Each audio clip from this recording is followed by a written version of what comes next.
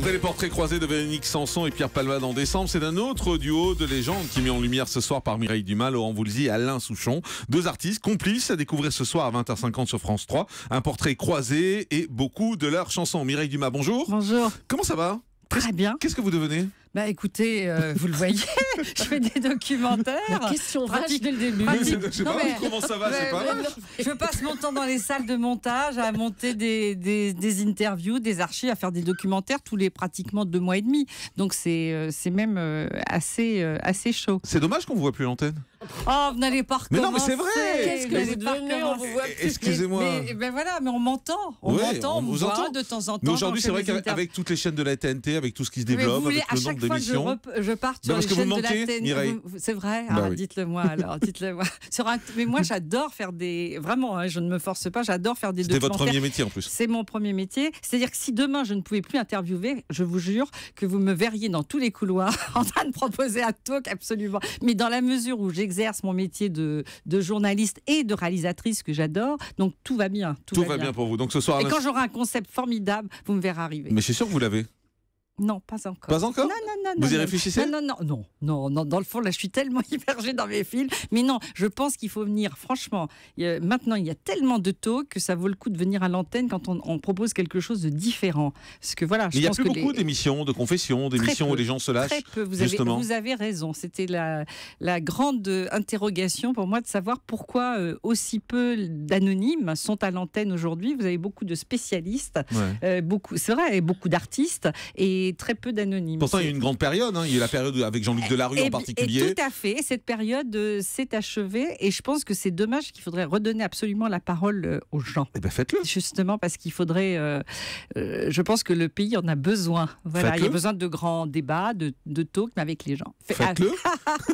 3 fois. Écoutez, j'entends. Vous savez que je suis dans ces documentaires et puis peut-être d'autres projets de fiction, de choses comme ça. Donc c'est un peu différent. Ça se passe comment avec la nouvelle patronne de la 3? Très bien. Ouais. Écoutez, vous voyez, j'ai enchaîné les documentaires cette année, tous les 2 mois et demi. Il y a eu des rediffusions de certains aussi, donc ça se passe très très bien. Donc ce soir, Alain Souchon, Laurent Voulzy, un duo magique. Dites-vous, pourquoi vous s'intéressez à eux? Écoutez, ça fait 40 ans que ce tandem fabrique des succès, des tubes, et chacun l'un pour l'autre. C'est quand même c'est unique. Pas simplement dans la chanson française, mais dans la variété, j'allais dire, internationale. C'est absolument insensé qu'un artiste fait le succès de l'autre et vice-versa. Mais qu'est-ce qu'il y a à raconter sur eux? Parce que quand vous vous intéressez sur Véronique Sanson et Palmade, vous allez voir, là, il y a du privé.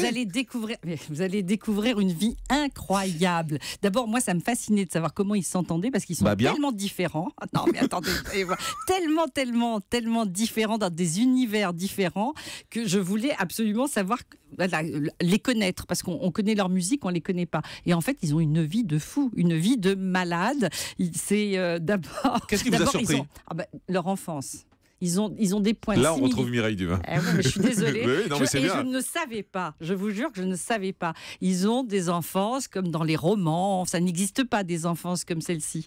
Avec des pères, des changements de père, des changements de nom, des choses absolument incroyables que j'ai découvertes en les interviewant. Et puis, il y a toute une vie. Il y a une création absolument incroyable. Il y a des opinions qui divergent. Et plus ils sont différents, plus ils se fascinent. Et plus ils créent ensemble. Ils n'ont jamais été en concurrence. Jamais. Vous savez pourquoi? Parce que justement, ils ont réussi chacun de leur côté. Donc les égos, il n'y en a pas. Vous voyez, ils sont satisfaits en tout cas. Ils sont satisfaits, oui. Pardon, vous avez raison.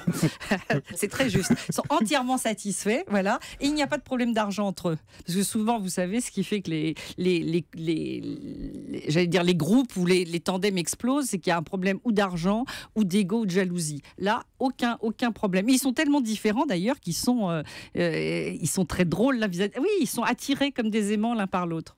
Et ils sont même revenus chanter ensemble là, dernièrement. Ils ont reconstitué ce fameux duo qui était réclamé par les gens en fait. C'est pour ça que ça m'a fait un déclic, c'est que 40 ans sans faire un album ensemble, c'était aussi formidable. Et donc c'est une espèce de, j'allais dire, de petits cadeaux qu'ils se font à eux, qu'ils nous font à eux 40 ans après, de faire enfin un disque ensemble. Mais c'est surtout moi, j'adore les mélodies de Woolsey, les textes de Souchon. Ils ont un humour absolument incroyable. Moi, ils m'ont fait, quand ils sont à deux, Mais ils parlent assez peu d'eux. Mais alors, en là, fait. vous allez... oui, mais là, ils parlent beaucoup d'eux.